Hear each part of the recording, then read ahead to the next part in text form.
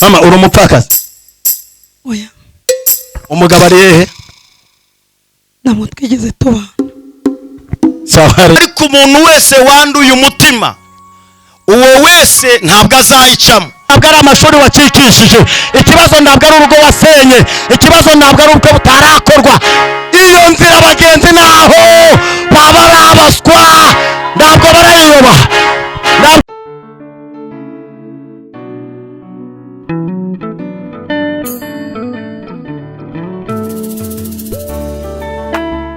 Murakoze, reka tufate Bibiliya zacu maze dusome mu gitabo cy'umuhanuzi Yesaya ibice 35. Turasoma umurongo waho wa 8 n'umurongo wa 9 kugeza ku 10 maze twumve ikimana ishaka kudukorera muri aya materaniro. Twamagambo ravuze ngo inzira y'abacunguwe. Haravuze ngo umurongo wa 8 turageza ku 10. Haravuze ngo kandi hazabayo inzira nyabagendwa, iyo nzira izitwa inzira yo kwera, abanduye imitima ntibazayicamo, ahubwo izaba iy'ababandi, abagenzi naho baba ari abaswa ntibazayiyoba. Nta ntare izahaba, nyamaswa yose y'inkazi ntizayibonekamo, ntibizabonekamo, ahubwo abacunguwe nibo bazayinyuramo. Abacunguwe n'Uwiteka bazagaruka bagere Siyoni baririmba ibyishimo bihoraho, bihoraho bizaba kuri bo, bazabona umunezero n'ibyishimo, kandi umubabaro no gusuhuza umutima bizahunga. Amen. Noneho tuse n'abafunga Bibiliya maze twumva ijambo. Nitwa Rivera Pasteur Twizerimana Jean Damascene, sengera kuri Bazirete Paroisse ni Carmel.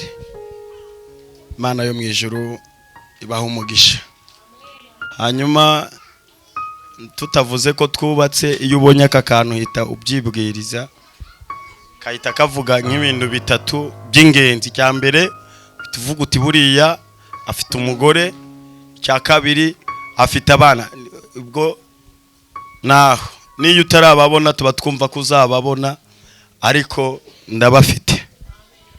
Rero tugeze hano mu masaha asa naho akuzemo, ariko byari ngombwa mu mibereho y'Imana, mu kubaho kw'Imana nta kintu na kimwe kibaho kitunguye, byose bibaho mu mugambi wayo, bibaho mu buryo bw'ubumana. Nta kintu na kimwe kigomba kuyikoma mu ngokora, cyangwa se ngo kibeho kiyiciye inyuma kizengurutse, ahubwo byose Bibiliya iravuga ngo bitwikuruwe nk'ibyambaye ubusa mu maso y'Imana. Narishatse kuvuga ko kuba twaje hano ni mugambi w'Imana, kandi hari byinshi Imana yagambiriye shaka gukorera muri aya materaniro. Turashimira Imana rero kubw'abakozi b'Imana babanje baririmbye, bavuze ubutumwa butandukanye mu kuririmba, abagiye bahanura muri ubwo buryo, abahanuzi Imana ibahereza umugisha. Nanjye numvise iki Imana yamvuzeho, biriya bintu burya ntabwo ari mwe mu bikunda gusa, natwe yivuze ngo mvuko mvuga. Sawa rata, mube maso gusa mwongere mumbwire. Hanyuma rero turashimira umukozi w'Imana umaze kuva hano imbere, akoze nk'uko imbaraga ze zingana, kandi avuze ijambo ry'ukuri. Ibindi avugiye muri aya materaniro ubifashe ukagenda ukabyubaha, bya bintu byakugeza ku gakiza kandi bikakugeza imbere y'Imana. Kwaravuze ngo umutima wawe wishimira Uwiteka, Uwiteka nawe araguhereza ibyo umutima wawe usaba. Rangije aratubwira ngo icyakora mu banyabyaha benshi bariho bateye Imana kurakara, Imana ikavuga ngo kurimbura isi n'abantu bose naremye se bije mu maso hanjye. Imana imaze kuvuga ayo magambo, yitegereje muri abo bandi maze kuvugaho, isanga harimo umuntu umwe witwa Nowa. Bibiliya iravuze ngo Nowa we agirira umugisha ku Uwiteka. Uyu munsi wowe ugirira umugisha kuwiteka. Amasengesho waze gusenga uyu munsi aguheshe umugisha imbere y'Imana, ko icyabazanye hano ni ukugira ngo mubone umugisha kuwiteka. Rero biba byiza iyo Imana yumvise gusenga kwawe, noneho ikaza ikanasubiza amasengesho wasenze akagera imbere y'Imana, atari urusaku ruyisakuriza, ahubwo ari umubavu uyihumurira neza. Ndakindi kindi cyari cyo cyose kiriho kirusha imbaraga amasengesho. Ndashimira Imana ko uyu munsi ari kuwa kane, ku munsi w'amasengesho aha hantu. Rero ndangira gushimira Imana kubw'ibi bintu mumaze gukorera mu nzu y'Imana, mumaze gutegura. Uyu ni umuteguro mwiza, ni ikimenyetso cy'uko muri gukorera Imana mubikuye ku mutima. Nanjye rero muri uyu mwanya reka ngorere Imana nanjye mbikuye ku mutima, kandi mfite iby'Imana yambaye kubaha. Ni ngombwa rero ko mubyakira. Ndasabye kugira ngo abamama bari hano bangurikire mu gihe kigufi tugiye kumara duhagaze imbere yanyu. Sasa twari dusomye ijambo ry'Imana mu gitabo cy'umuhanuzi Esaya. Esaya ni umuhanuzi wahanuye ahanurira i Yerusalemu. Esaya ahanurira i Yerusalemu. Iyo tuvuze i Yerusalemu habamo amagambo abiri ukwiriye kumenya.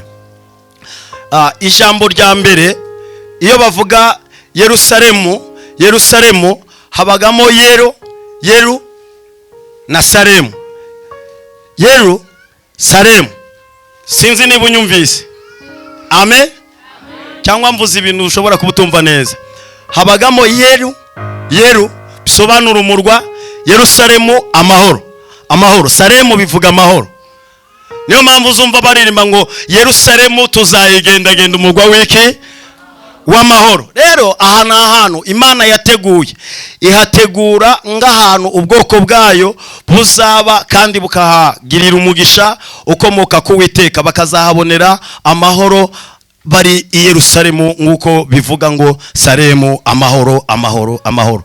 Iyo bavuze Siyoni ni umudugudu Dawidi yubatse, na n'uyu munsi bawita umudugudu wa Dawidi, nguko wakumva Nyarutarama yitiriwe umuntu runaka.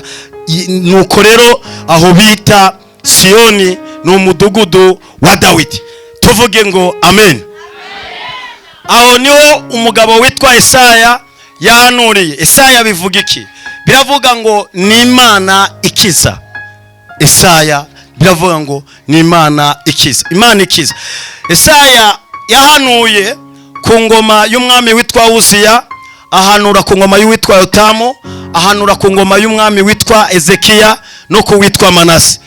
Esaya ageze ku ngoma y'umwami witwa Manase abaho ari umwami ariko wanga abahanuzi urunuka, yanga icy'Imana itangarije mu kanwa k'abahanuzi, kuko yari umuntu ukunda ibyaha, agakora ibyaha byangwa n'amaso y'Uwiteka. Iyo rero abahanuzi bazanaga iyo nguru yo gukizwa, byamuteraga kubanga uko bukeye n'uko bwije. Rero uko yagendaga arushaho kumwanga, uburakari n'umujinya bigataha muri we, ngo Esaya atangire guhanura ibizaba muri Yerusalemu. Umugabo witwa Manase aravuga ngo munzanire uwo muvuna muheto mwereke uko mugenza. Amwirukanzaho abasirikare, amwirukanzaho ingabo ngo zimwirukangeho. Twaravuze ngo Esaya urupfu rwe yakerezwe urukerezo. Ku bantu bazi kubaza urukero surukerezora, baramukerera rero bamucamo kabiri. Ubwo nibwo rupfu Esaya yapfuye. Esaya Bibiliya ivuga iki? Iravuze ngo kandi hazabaho inzira nyabagendwa, iyo nzira izitwa inzira yo kwera. Iravuze ngo inyamaswa yose y'ingazi ntizayibonekamo, n'indare ntizizaboneka.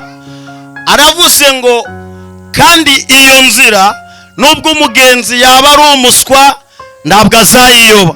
Ariko agerekaho irindi jambo, aravuga ngo ariko umuntu wese wanduye umutima, uwo wese ntabwo azayicamo.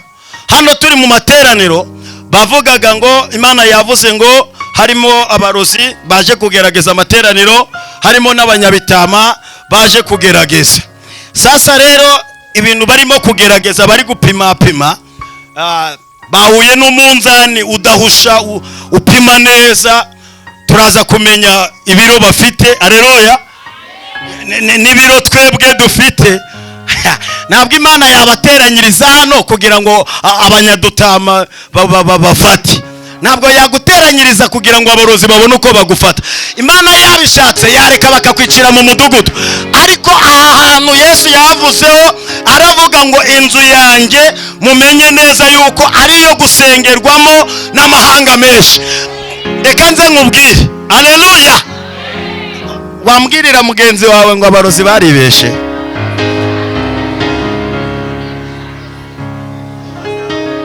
Hanyuma uyu mwanya tugiye kuvuga data ibirozi byabo bigende bitagaciro.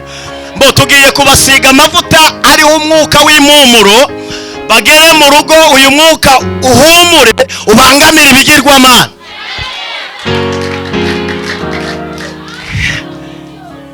Aleluya. Umunyabitama aberetse kunyikiriza. Aleluya. Mwabagabo mwenda urimo. Aha. Bibiliya iravuga ngo uyu mugabo witwa Yesaya avuga ibisaba kuri Yerusalemu. Uyu muhanuzi yatangiye guhanura mu mwaka wa 740. Kera babaraga imyaka bari kugenda bamanuka. Hanyuma arangiza umurimo w'ubuhanuzi ku ngoma y'umwami witwa Manase mu mwaka wa 700. Hanyuma Abayisiraheli ngo barakomeza urugendo rwabo n'umutima w'ubwibone n'ibintu byinshi, ngo bagera igihe sasa bagera mu bunyage bw'igihe uyu mugabo Yesaya yahanuye, bajyanwaho iminyago. Ngo bamare kujyanwaho iminyago rero, aleluya, bari Babuloni, bariyo bakomerewe bapfuye urupfu rubi. Bibiliya Zaburi 137 yaravuze ngo twicaraga ku migezi y'i Babuloni tukarira, twibutse iwacu i Siyoni, kuko ngo abatujyanyeho iminyago badushakiragaho indirimbo z'ibyishimo hagati y'imigezi y'i Babuloni. Ngo hari harameze ibiti, barafata ibiti inanga zabo bazurirana ibyo biti, barazamuka ngo bagere hejuru bamanika inanga. Mu gihe ababajyanyeho iminyago babashakiragaho indirimbo z'ibyishimo aho hantu. Ku murongo wa 4 kuri iyo Zaburi tuvuze, yaravuze ngo twaririmbira dute indirimbo z'Uwiteka mu mahanga.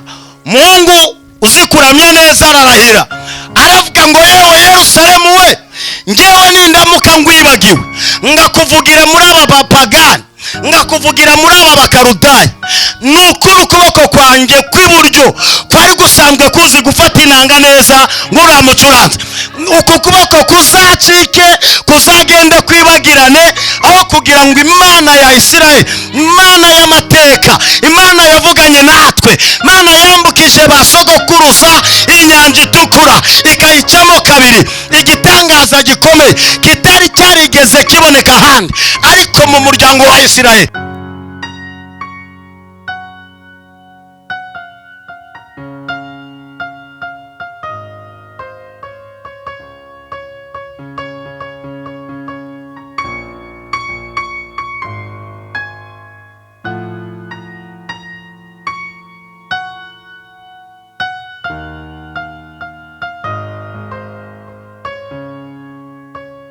Ntabwo n'ingweto zacu, ntabwo ibitenge twambaraga byari bishaje, ntabwo abana bacu bicwe n'inzara, ahubwo Uwiteka yatubereye ibyo kurya, akaza duhereza umutsima uturutse mu ijuru.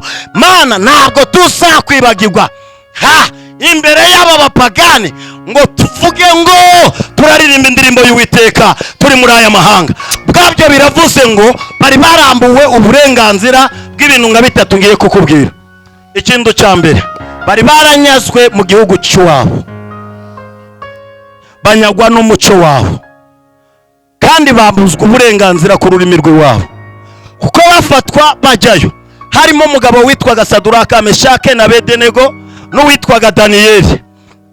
Bibiliya iravuga ngo umwami arabafata, aravuga ngo mubanjyanire ibwami, mugende mubagaburire ibyo kurya n'ibyo kunywa by'ibwami, ndetse mubakuremo n'ururimi rw'iwabo, mubigisha ururimi rw'igikarudaya, mubakundisha imana zinaha iwacu, mubibagize imana y'iwabo.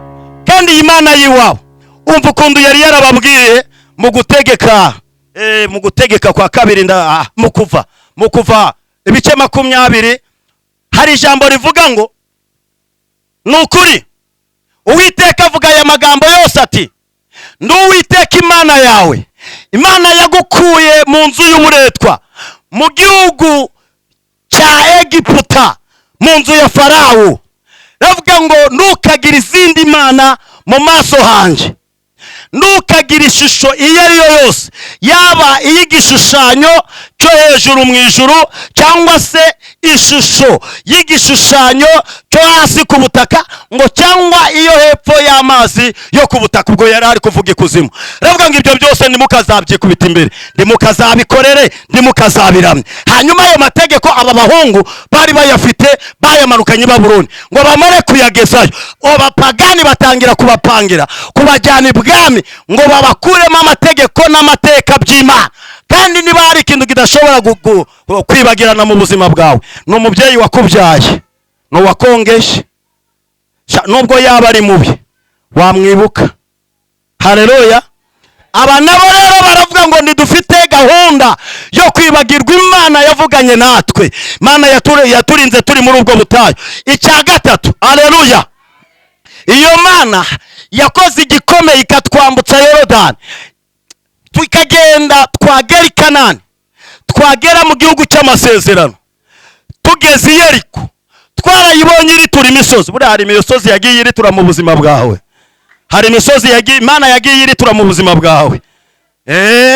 Rero ngo ntabwo twakwibagirwa injuro twazengurutse i Yeriko, Imana ikatwumvira, Imana ikayimanura hasi ikayiritura. None abapagani barashaka kubakuramo aya mateka n'amategeko by'Imana. Nyumva neza, icyo gihe niho Daniyeli yanditse aravuga ngo abazi Imana yabo bazakomera, nibamara no gukomera bagende bakora iby'ubutware. Abantu bazi Imana yabo, ababyeyi bazi Imana yabo, abagabo bazi Imana yabo, bazi Imana bakorera. Haleluya. Yavuga ngo bazakomera bagende bakora iby'ubutware, no ku munsi mubi bazakomera. Abahungu bararahira baravuga ngo ntabwo twaririmbira iyi ndirimbo y'Uwiteka mu mahanga. Mubabaro urabafata, umare kubafata aho bari kusanya, baravuga ngo Uwiteka yaradutaye, Jehova Imana yacu yaratwibagiwe. Esaya 49:14 niko havuga. Ravuga ngo Imana yacu Jehova yaradutaye, yaratwibagiwe, none tugiye gupfira mu mahanga. Umva kundu iryo jambo ryakoze mu matwi y'Imana. Haleluya. Imana ikoranye inama mu ijuru, iravuga ngo mbese umubyeyi yakwibagirwa umwana yonsa, akibagirwa uwo yibyariye? Aravuga ngo ariko abana b'abantu byo birashoboka. Mama wakubyaye akaguhinduka, papa akaguhinduka, mugabo washatse akaguhinduka, bana wabyaye bakaguhinduka, ariko Uwiteka aravuga ngo njyeweho ntabwo nakwibagirwa. Haleluya. Aba bahungu n'abagore babo barongera bafata ikindi cyemezo, begera ku mugezi wo hagati y'i Babuloni, bafata abana babo, bafata n'abagore babo, babanza imbere. Abana bararira, kwakurira kwabo abagore nabo bahita bafatwa n'ikiniga, nabo bararira. Abana begera imbere ku mazi, ngo bamare kwegera ayo mazi barahapfukama. Aya mazi yavaga i Babuloni akamanuka akazakata agahinguka i Yerusalemu ahantu hitwa i Siyoni. Noneho ko ntibari bakigaragara mu maso y'Imana, umva neza aka kantu, ngo bamare gupfukama aho hantu, aba bana bakarira, yamarira akagenda amanuka mu mazi, ajya mu mazi, bavuga ngo Uwiteka we, twebwe ntituzi icyo tuzira, icyakora ababyeyi bacu bo bazi icyo bazira, kuko bo bavuye muri icyo gihugu, bazi n'amateka, bazi n'ukuntu mwabaye. Ariko twebweho turi abana bato imbere yawe. Hari ijambo rivuga ngo mureke abana bato bansange ubwami bwo mu ijuru. Haleluya. Imana yitegereza abo bana bato n'amarira yabo. Ababyeyi nabo batangira kugira ikiniga, baravuga ngo ikiboko cy'abakarudaya kiraturembeje, ngo nabo bararira, ngo bamare kurira yamarira nayo akagenda yisuka mu mazi. Nyumva neza aha hantu. Abagabo nabo bategwa agahinda nuko Imana itari mu ruhande rwabo, noneho ngo icyaha kirabafata, kimaze kubafata nabo baca bugufi bararira, ngo bamare kurira yamarira. Baravuga ngo Mana, twebwe hano muri Babuloni turi ntabwo watureba, n'amaso yawe ntabwo yabasha kureba aha hantu, ariko twebweho aya marira turi kurira arimo aratemba. Ndubu ukibona aya mazi ubona amarira gusa. Ijoro ryumva ayo masengesho, ijoro ryumva ayo masengesho. Amazi aratemba ngo agere i Yerusalemu, ahantu hari hamaze kuba umwirare, ahantu hari hamaze kuba umusaka. Imana yo mu ijuru yitegereje ibona harimo amarira y'abana, ibona hakurikiyeho aya ba mama wabo, ibona hakurikiyeho aya bagabo babo. Kandi hari ijambo yavuze muri Yesaya n'ubundi ravuga ngo Imana izahanagura amarira yabo ku maso yabo. Ijambo yivugiye ubwayo rero iraririnda, ikarinda n'uwo yaribwiye kugira ngo izarisohoze, ejo mutazagita ikinyoma. Ndagira ngo ngutangarize ngo amarira urimo Imana irimo irayitegereza, amarira y'ikigeragezo cyawe, amarira y'ubushomeri bwawe, amarira urukurizwa n'imiryango, amarira urikurizwa n'umugabo, amarira urikurizwa n'igihombo, amarira yawe Imana yo umva neza, Imana irimo irayareba. Kandi hari inama iri gutegurwa kugira ngo ikore ishyireho tekiniki yo kuguhanagura aya marira. Imana nije kuguhanagura amarira. Bibiliya yavuze ngo bazagaruka i Siyoni baririmba indirimbo z'ibyishimo, gusuhuza umutima no kurira ibyo bizahunga mu maso yabo. Igihe kirageze, ikigeragezo urimo kikibwiriza kikaguhunga. Igihe kirageze, igihe kirageze ukava mu bunyage. Umva kundu Bibiliya ivuga. Haleluya.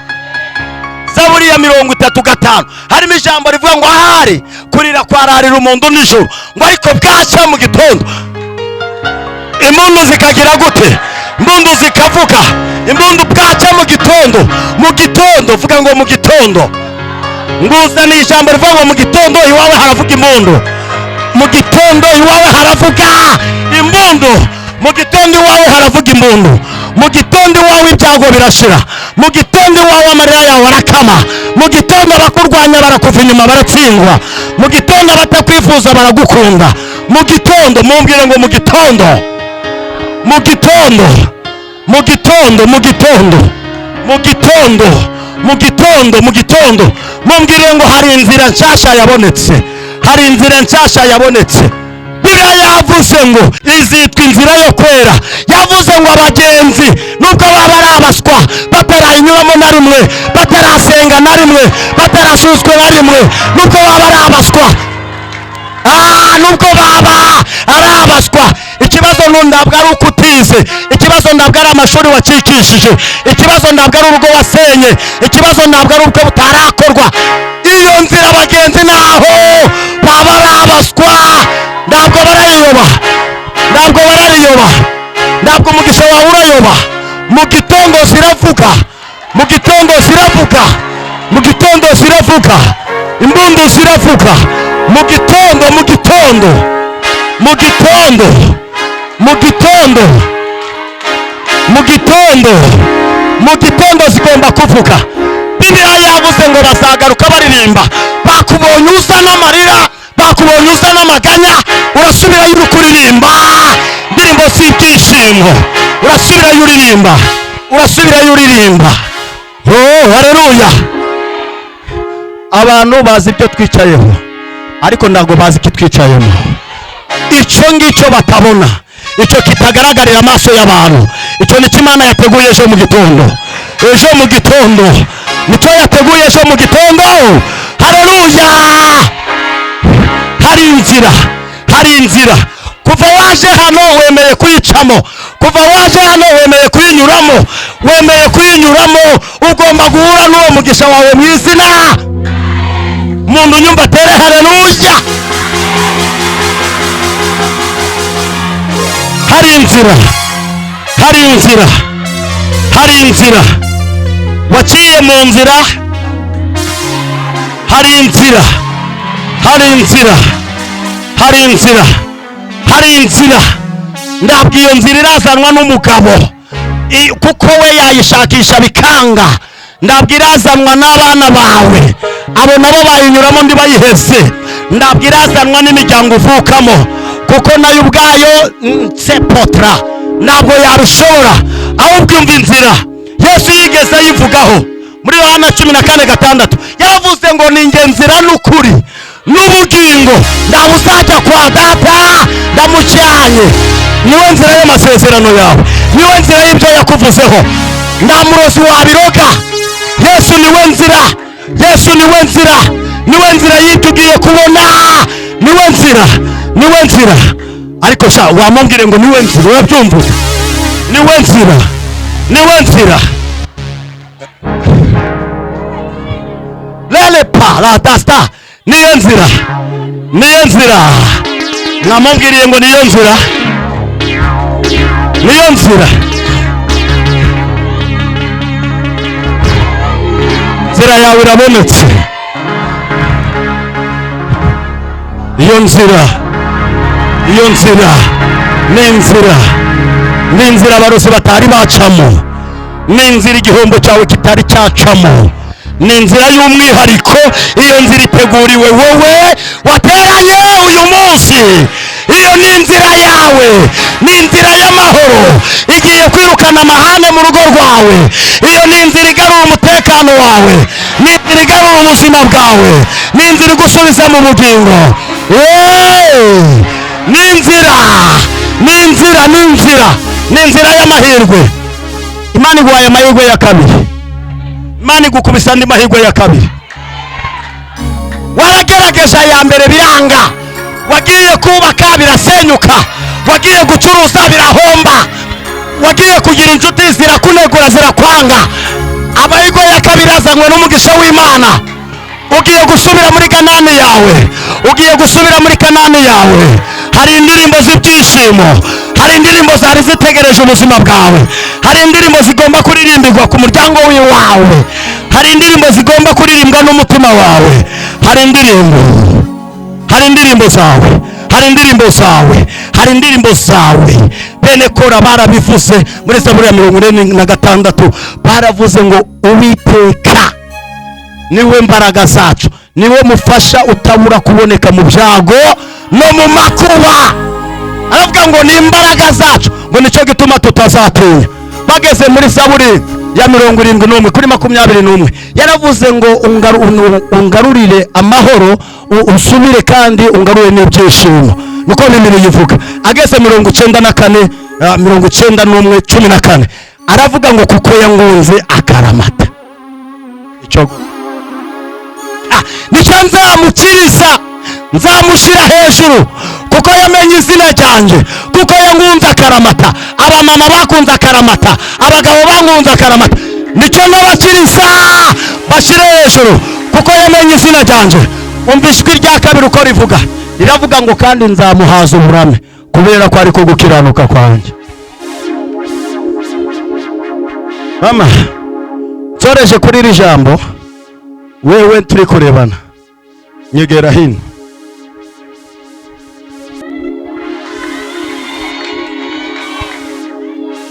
Mama ngivuga ngo izabahaza uburame, Imana yo mu ijuru irambwiye ngo warapfuye, umutima wawe ubaho utagihumeka. Abantu batifuza kubaho bamamaza inkuru ko wavuye mu mubiri kubera ko wari warwaye, nawe ubona yuko utazongera guhagarara n'amaguru yawe yombi. Urangije dele potaraya enefedesta, imiryango iragendera guheba, abo gukora isanduku baritegura. Uwiteka avuganye nanjye ngo arangije agukura mu rupfu rukomeye. Niko bimeze? Yego, yanguye mu rupfu rukomeye cyane. yanguye mu rupfu rukomeye cyane. Nari ngezeho kwiheba, mbwiza amahirwe mbona mvuyeyo, Nyagasani aranza. irambwiye ngo rero haleluya, uyu munsi mbonye amaraso yawe yirukanga amanuka akongera akirukanga azamuka. Imana irambwira ngo mu maraso harimo ikibazo, kandi iyi Mana ntabwo ikundana n'ibibazo, ahubwo ikunda ibisubizo ku bantu bayo.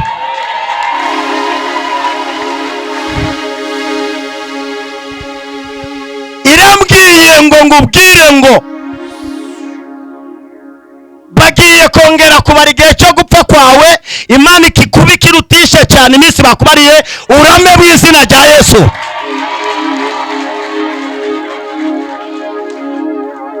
Imana inyeretse uriho ubaye muzima, ufite imbaraga, ufite ukomeye, haleluya, ukora imirimo y'amaboko, nda shitani kuri hejuru.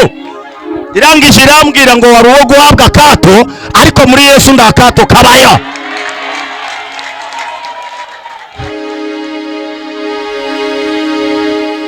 Ndimo ndavuga iby'umwuka ari kumbwira, wavuga ngo amena.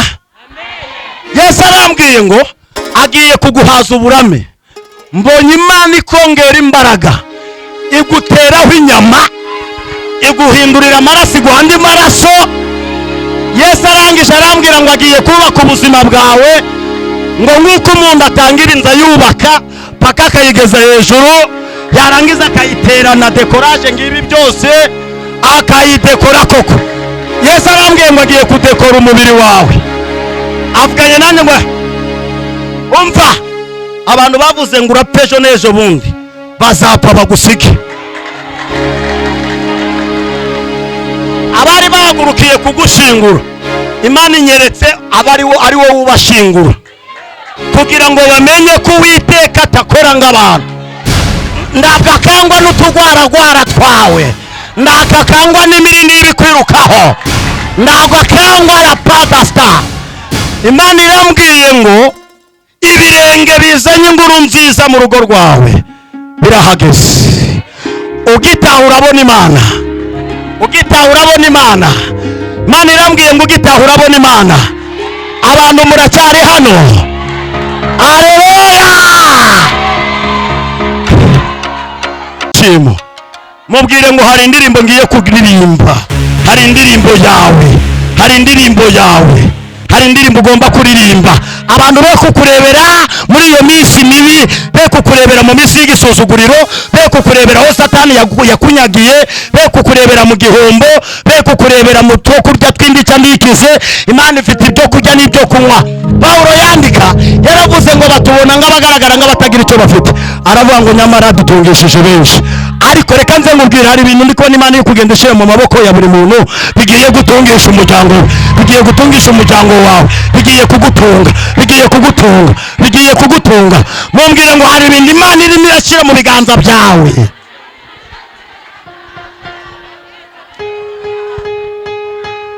Mama sapa mvuga ubunyage no kwambugwa. Imana irambwiye ngo nawe warambuwe kandi unyagwa ku manywa.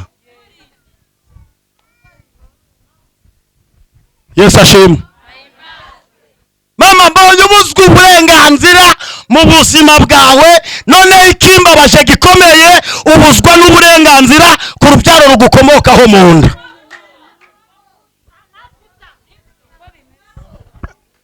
Abana bawe urabafite? Abana banjye ndabo mfite, nari mfite abana 8, 7 babanguraho, umwe asigaye mu rugo arashaka, bagiye tariki 12 muri 2021. Haleluya. Abana baragenda, ariko ngomesa mbana n'Uwiteka Imana. Imana nayo iba mu ruhande rwanjye. Imana yagimbwira ko baziga ikabaha ubwenge, barize babonye n'akazi. Icyo ndi kugishimira Uwiteka Imana. Ariko Imana yambwiye umva ikinzanye hano. Ejo mu gitondo urumva inkuru nziza ituruka mu bana bawe. wakubitwa n'inguba ahubwo nejo ryari hari abandi babyumvamo mu gitondo bavuge ngo amena. ejo labo vere kontra ubaye wo kwifuzwa, wari waranzwe, wari warajugunywe, wari waratawe, none bagutaye mu maboko y'Imana batabizi. Akira umugisha w'Imana, arabasitra, akira kugirane. Imana iraguhembuye. Iyo mwijuru irambwiye ngo hari ikigega cy'umugisha wawe cyari kigipfundikiriye ahantu Imana yagiherereje, none uyu munsi Imana ikigushize imbere, iravuze ngo kuramo ibyo ushaka ushoboye. one protesta barakwishe, barakerewe, abatarakwanze barakerewe. Igihe kirageze, igihe kirageze. Imana ibimye umwanya ku buzima bwawe. Data bimye umwanya ku ayo bakuvuze, bavuze ayo nta yandi bagishoboye kuvuga. Inzandiko bakwanditseho bazanditse iso yamamare ndi yamamare. Haleluya. Umwanya wo gukora kw'abantu Imana yarawubahaye, bakoze ibyo bashaka, barakugaraguye koko, barakuvumye koko, bagukishije byinshi koko, baraguhemeye barahenura.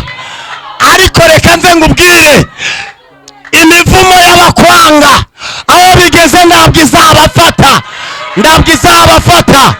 Ndangota bacuriye kukurwanya izagira ikigutwara. N'inyabarozi yaragusize, n'ingota y'imbanuka yaragusize, n'ingota y'inzara yaragusize, naguma mu rugo yaragusize, covid yaragusize. Haleluya.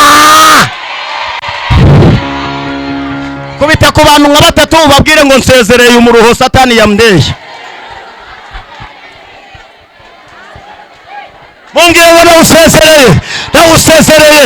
Sezerera, sezerera, sezerera, sezerera, sezerera, sezerera, sezerera, sezerera, sezerera, sezerera. Haleluya. Ubukene, sezerera ubukene, sezerera ubukene, sezerera abakwanze, sezerera abakwifuza, sezerera, sezerera. Haleluya.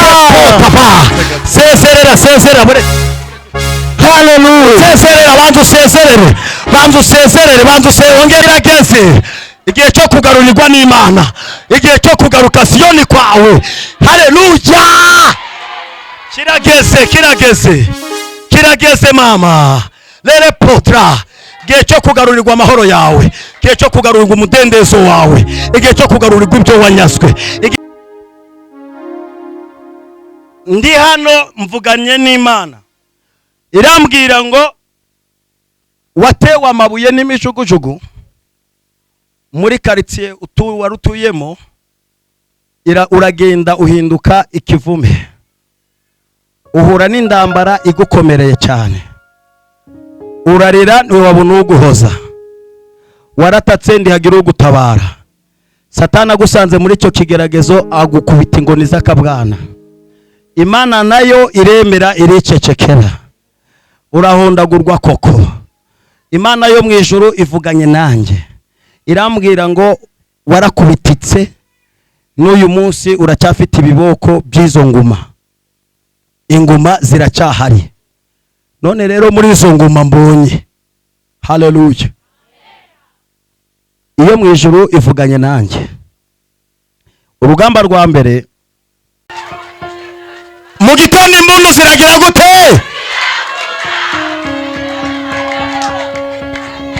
Iyo umubyeyi yabyaye ziravuga cyangwa ntabwo zivuga?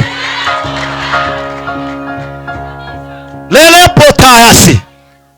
Umva, Yesu arambwiye ngo hari imbunu zigiye kuvuga. Muri inda yawe imaze igihe kirekire ushakamo umwana.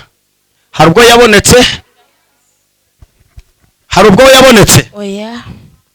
Ndi kubona uyu mubabaro uwumaranye imyaka 3.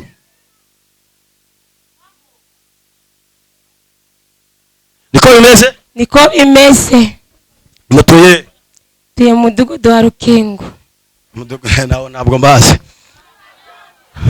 ni gutya mubwire ngo fata abahungu n'abakobwa utahe.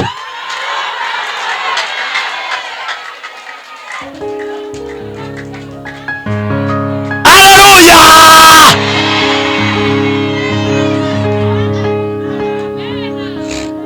Yesu arambwiye ngo ibi biganza byawe bigarutsemo umugisha w'Imana. Uyu munsi ejo mu gitondo iryarira umugisha ugiye kugushakisha paka. Irambwiye ngo nta muntu ugomba kuwutangira. Mbonye Imana ishyira akado mu biganza byawe. Akira umugisha uturutse ku Uwiteka. Akira umva mubyeyi we. Iyo mu ijoro ivuganye nanjye ngo amabuye watewe Uwiteka yahinduyemo amatunda. No kuvuga ngo amabuye watewe ni ibigambo by'imisuti bakubwiraga. Iyo baguteraga babaga bari kubiba imbuto, none izo mbuto zirakuze. Akira isezerano ryawe rirasohoye. Rirageze gute? Bamubwirira ko risohoye.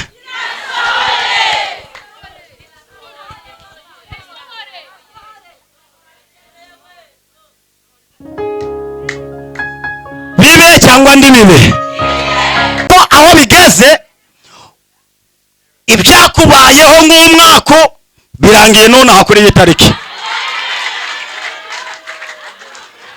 Ariko guherejo ineza y'Imana itangiye mu buzima bwawe.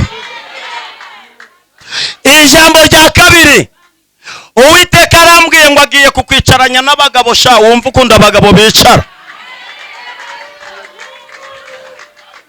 Iminsi y'ubunyage kunyaga umugisha kwawe irarangiye. Mbonye Imana ikwicaza ku ndebe uyitindaho uyiriraho, none utangira kuvuga rikijana. Imana yo mu ijuru irambwiye ngo muri iyi rugerero igiye kuwaguhera ijambo. Noneho ugiye kurihamarana imyaka 2. Umwaka wa 3 umwami Imana arambwiye ngo agiye kugutuza i Kigali. Niyo uraba niyo urakorera. Umvirinde ijambo Imana imbwiye. Irambwiye ngo nduzibagirwe isoko wavomeyeho n'aha hantu. Mbonye ari wowe muntu wa mbere. Aleluya! Ubaye umwe mu bantu bazashigikirira itorero kandi bakomeye. Mbese uyu mumutunge nk'imari. Uyu ni imari. Uyu ni imari. Uyu ni wa muntu nk'ikiganza. Umva hagarara umva ukuntu datambwiye. Ubu ndi basimye. Umva umwami Yesu avuganye nanjye arambwira ngo ashize mu maboko yawe indabyo 2. Ururabyo rwa mbere ni urukumara ububabaro wo mu mutima. Hari igihe umuntu agira umubabaro wo mu mutima igikomere kigatinda kubamo. Irambwiye ngo urwa mbere nugo kumara uwo muba. Urwa kabiri rero mbonye rwaka ku manywa rukakana nijoro, kandi murabizi ko hari igihe urumuri ku manywa rutakunda kuboneka cyane, ariko mbonye urwo rumuri ruboneka. Imana ndayibaza ngo rura rumuri n'urwiki. Irambwira ngo hari abantu bicaranye amafaranga yawe bagiye kwibwiriza bayakuzanire.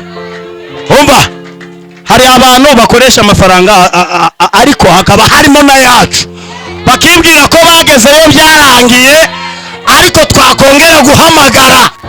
Haleluya! Imana ikabanyaga. Ukumva bamwe ngo yabashize kuri cyamunara, abandi ukumva ngo bayahombye batese. Hari abantu Imana ikenyuruza ikaza kudukenyeza. Irambwiye ngo hari abantu igiye gukenyuruza ngo igukenyeze, kandi noneho nyuma yo kugukenyeza irambwiye ngo mwitera Imana igukenyeje. Sha ndawe uzawugukuramo ngo bikunde. Irambwiye ngo igutabaye bidasubirwaho. Yesu avuganye nanjye ngo igutabaye bidasubirwaho. Irambwiye ngo yinjiye hariya mu rugo ikuye y'agasuzuguro kari kahamaze iminsi. Ikuye y'agasuzuguro Imana igukubitiye abadayimoni 2. Umudayimoni wa mbere ni uw'inyatsi, undi mudayimoni wa kabiri ni uw'igisuzuguriro, ko gusuzuguza mu bandi. Mama yatotse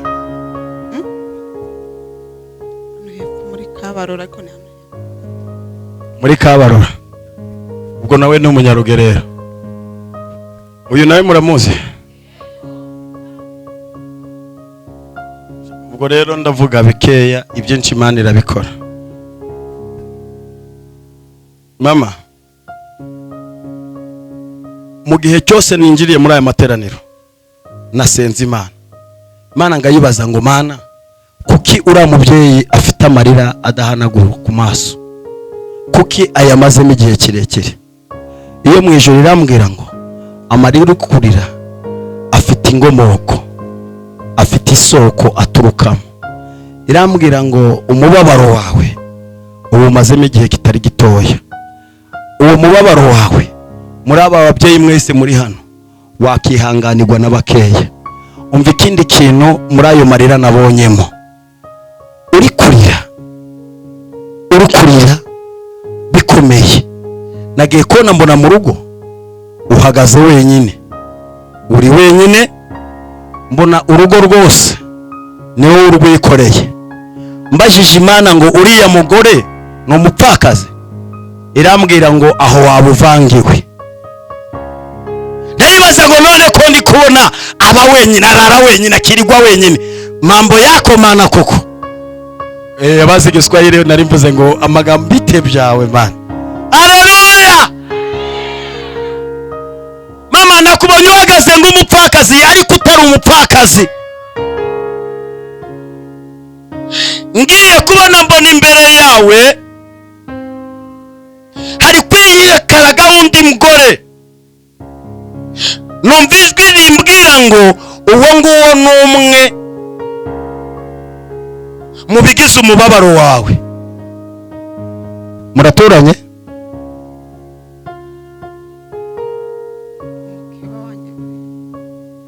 Mukeba wawe yakujaniye umugabo.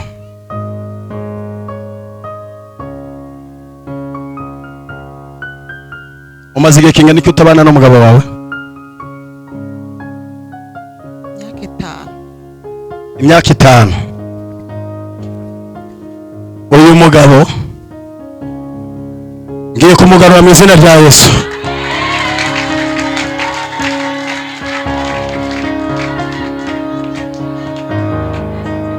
Amaze imyaka 5 atamubonaho, agiye kugaruka, agiye kugira gute? Elere basi takotaba, agiye kugaruka mu izina.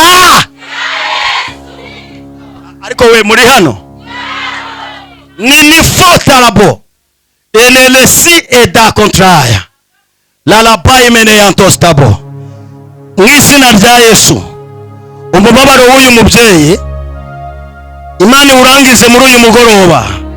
Uyu mugoroba uyu mubabaro ukurweho, uku gusesererwa kungana gutya gukurweho, umubabaro we ushire. Defa bataya siya dotraya. Yego Mwami Yesu. Mama, verite mupfana iki? Verite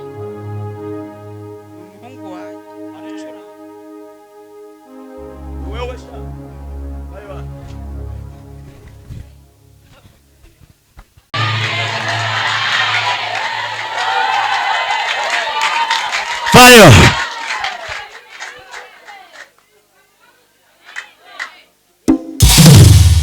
Hey. Hey.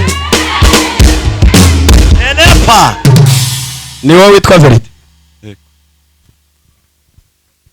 Nsengera mama wawe, mbonye papa wawe bwa mbere aza yikubita imbere yawe, ni wowe wahereyeho apfukamye n'amavi ye.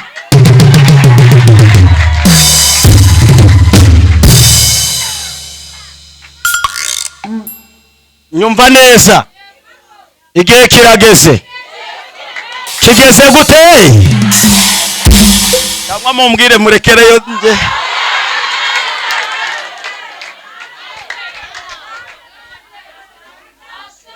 Mwarababaye, wabayeho mu buzima bwa gipfubyi ariko utari imfubyi, wabayeho uku nguku uri, ubu Imana iri kumbwira ngo ntabwo aba ari kuri. Uyu nguyu yari hano mu Rwanda uyu munsi, ariko mu buzima bwe ntabwo yagombaga kuba ari hano mu Rwanda. Hari imigisha ye yafunzwe, hari imigisha ye yaborotswe, ariko aho Satani yayicariyeho uyu munsi hari Imana imuhagurukije. Ubuzima bwawe bugiye guhinduka, ubuzima bwawe bugiye guhinduka, ubuzima bwawe bugiye guhinduka. Haleluya! Mbonye Imana yo mu ijuru iguhereza karite jone y'imodoka, iguhereza ibyangombwa byo mu modoka, irangije gukubita agaperime keza. Yesu arangije arambwira ngo ugiye gutwara imodoka kandi witwarira yawe. Irindi jambo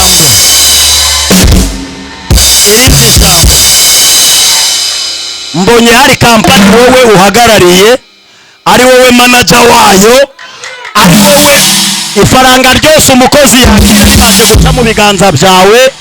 Imana yo mu ijuru irambwira ngo ibyo wari warariganyijwe byose ibigaruye nonaha. Data wo mu ijuru arangije arambwira ngo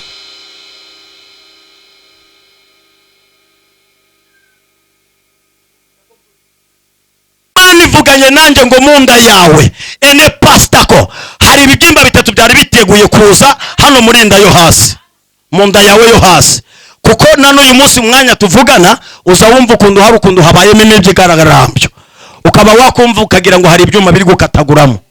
Niko bikubera ma? Yego, muri uruhande rwahagurutya. Sasa rero nyumva neza, Uwiteka Imana arambwiye ngo hari ibibyimba bitatu Imana ishiririje bitagomba kuba mu nda yawe. Wewe mfanike? Ni umuhungu wanjye. Mbwira umuhungu wawe. Elile bote benesta. Mana y'ukuri, Mana ifite ubutware. Zeko enebere veya dosta. Icya kabiri, mama uri umupfakazi? Oya. Umugabo ari hehe? Ntabwo twigeze tubana. Sawa rero. Ntabwo bigeze bagira gute? Umva rero ukunda Imana imbwiye. Irambwiye ngo uyu munsi turi tariki 16. Uwiteka Imana yo mu ijuru akuye urupfu rukomeye mu rugo rwawe.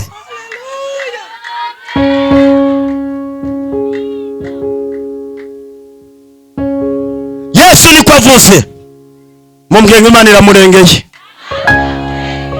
Lele taba iramurengeye. Zitalabo ene fire star. Atahane marayika ukomeye, imirimo itangaje mubeho mu izina rya Yesu, amen. Ngwino ngusengere wowe, nguhanurire. None se ko ndi kubona ibi bintu, nubwo Imana ibiguhaye maka kazi ariko kutabiboneraga umwanya.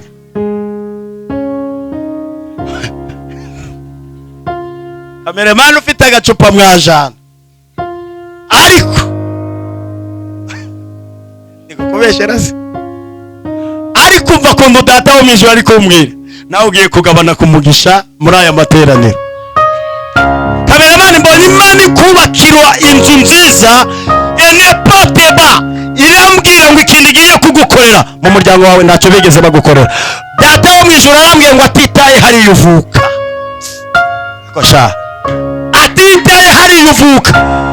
Dore kanze ngubwire wowe aho uvuka nta nubwo Imana iravugana nawe, ariko kubera ko Imana itamera nk'abantu, Imana ari umutunzi w'imbabazi, irambwiye ngo ikugira imbabazi muri aya materaniro. Data wo mu ijuru arambwiye ngo agiye kugukorera ikintu kiguhindura umugabo mu muryango wawe. Irindi jambo rya kabiri, irambwiye ngo mu buzima bwawe ugiye kubona umuterangunga. mbonye wagutse ukora studio de repostafa. ndasaba Imana abantu muri kugenda muririmba mugira gute uyu muhungu azabasohorera amashusho neza. Imana irambwiye ngo igiye kwamamaza izina ryawe, isi igiye kurimenya, isi igiye kumenya izina ryawe. Mbonye Imana iguhereza umuterankunga arakubatura arakuzamura. Mbonye Imana ikugurira ibyuma bifatika. Mbese ubuzima bwo guterateranya Imana iri kumbwira ngo igiye kubugusohoramo. Ubuzima bwo guterateranya ndi kubona hari n'abantu mwakoranye barakujya.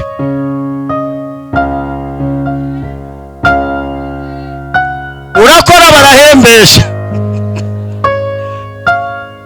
warakoze ariko data umva, Yesu arambwiye ngo ugiye gutandukana n'abandi. Imana igukuye mu gikundi cyo kugenda na nabo bakakugambanira. Imana igukuye muri gereza y'imyaka 3 muri aya materaniro lerekole pa. Umva kundo data ari kumbwira muri iyo nguni wicayemo, Imana irambwiye ngo ikuremeye ikigukwiriye. Yesu arambwiye ngo akuremeye ikigukwe kuko wowe Imana itakiremye, nawe umutima wawe urahagaze. Ati Imana koko wambaye ifaranga, abagabo mukundaga amafaranga agazabata ko